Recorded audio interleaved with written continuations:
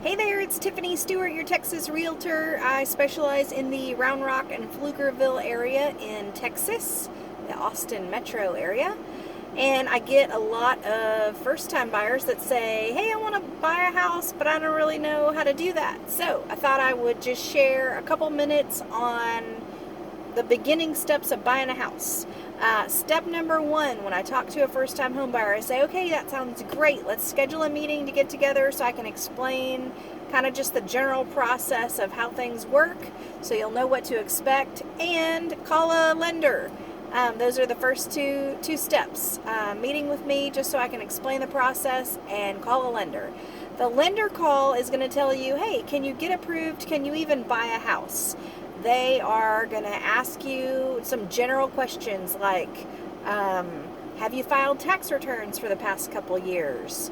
Do you have a steady job? Have you been employed in the same line of work for at least 2 years? Do you have any idea what your credit score is? If you don't know what your credit score is, download the Credit Karma app on your phone and pull your credit.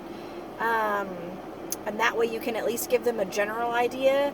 There's a bunch of different entities or agencies that have algorithms to pull credit. So the number you get from Credit Karma might be slightly different than what your lender pulls, and what one lender pulls might be slightly different than what another lender pulls. So just know that there's not one entity that decides what all those numbers are.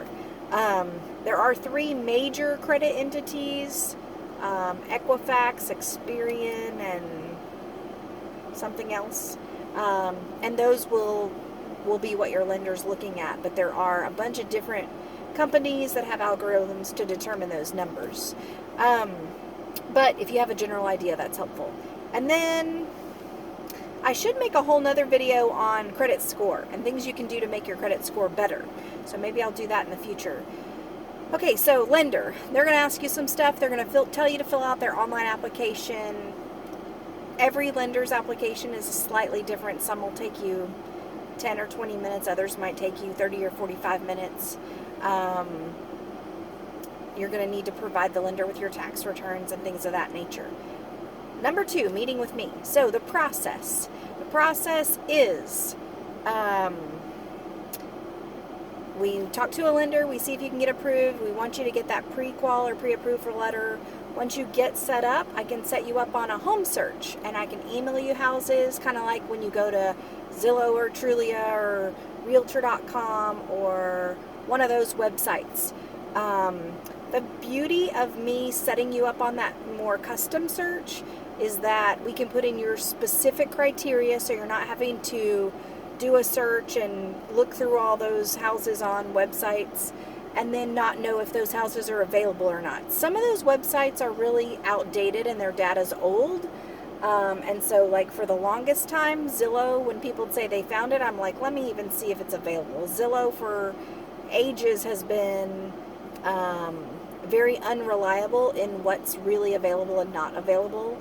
And sometimes I'd pull it up and say, hey, that house sold like 6 months ago, and the data would be really old. So setting you up on that custom search is helpful because you'll know exactly what's available, that yes, when I send you a house, it is for sale and it is available. And you'll also be able to keep track of when they sell. The other cool thing is, as soon as a new house comes on the market, depending on how hot our market is, I can set your search up to send you every time a realtor puts a house in MLS. So one day, if 5 houses are listed, you might get 5 emails, and the next day, if there's only 1, then you would get 1, or no houses, you'd get 0. Or I can set it up just to send you 1 email per day. If 5 houses get emailed, you'll get 1 email with all 5 houses. If no houses get listed that day, then you won't get any that meet your criteria. So whatever we set up your criteria as in the search. And then step 2 or 3 or whatever number we're on is finally going to look at houses, the fun part. So we'll go look at houses, find one you like. Once we find one you like, we write an offer. I'll pull some numbers on that house like I would for a home seller to be able to tell you, hey, I think this is a good house, a good price, or hey, I think it's overpriced and they're asking too much. Here's how much I think it's worth. here's kind of some guidelines on how much you should offer and some guidelines to help you in that scenario. Once we get an offer, then we have to kind of negotiate. Sometimes there's a little bit of back and forth. Other times it's an acceptance or a rejection. And I'm trying to go fast because I don't want to make the video too long, but we can go in more detail if you want to do a sit-down meeting about this. Once we get a house accepted, and you're officially under contract, you're going to need some money. So you're going to need money for what they call option period and earnest money. Option money goes to the seller, and it says, hey, I want the option to buy your house for the next 7 to 10 days so I can do a home inspection. And that's when you bring your home inspector in, and he'll tell you if there's anything wrong with the house, and you then get to go back and renegotiate any of those repairs that we were unaware of. So if the home inspector says, hey, this AC seems to not be working really well, I recommend you get an AC tech to come out and look at it. We can then have the AC tech come out and look at it, or even a roof, and say, hey, this AC, we didn't know that it was 25 years old. It needs to be replaced. Although it's cooling, it's not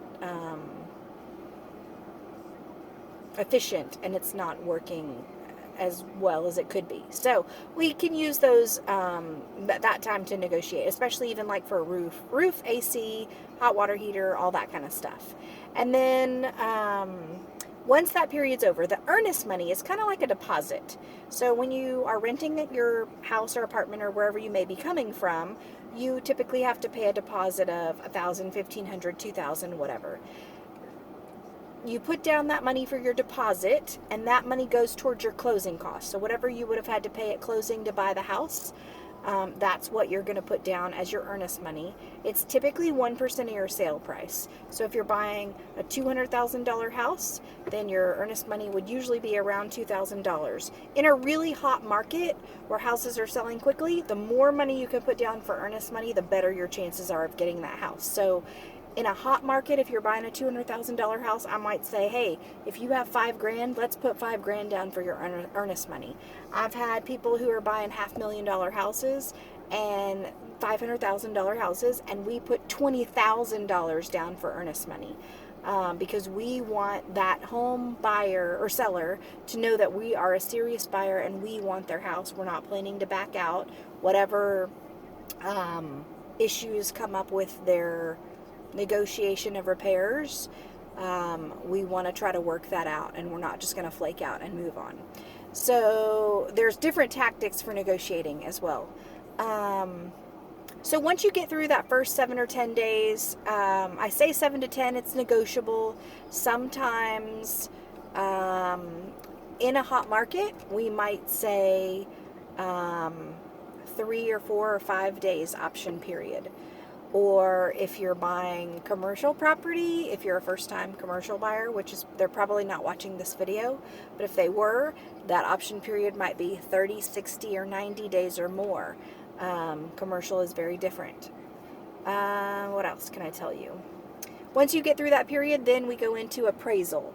So at that point, your lender's going to order the appraisal, and we have to get your appraisal done. And then once your appraisal comes back, a lot of that end process is you working with your lender to get your loan finalized and get what we call clear to close. And it's just the lender processing all your documents, getting your loan ready, and then you go to closing and funding for your house. Now, one thing I want to relay to you that not everybody may tell you is your loan has to fund, meaning the bank that you're borrowing money from has to send the money for your house. Once they've seen all your signed documents, it has to fund before you get the keys to your house. So just because you're going to close and sign papers for your house does not mean you're going to get keys that day. Usually you'll get keys within a couple hours, and your house will fund within a few hours of your closing, but it does not always happen that way. Occasionally it takes a day or maybe even 2 to finalize documents once you close. So just keep that in mind when you're moving. I look forward to working with you. Give me a ring if you'd like help. My name is Tiffany Stewart. I am a Texas Realtor, and I would love the opportunity to help you buy your first home. Now I have to pick up my kiddo from school because I've been in the carpool ride line recording this video for you while waiting to pick her up. Have a good one. My number is 512-695-0717. Again, Tiffany Stewart, your Texas Realtor. And again, feel free to call, text, or ask any questions you have. Say hi, Bailey. Hi. Bye-bye.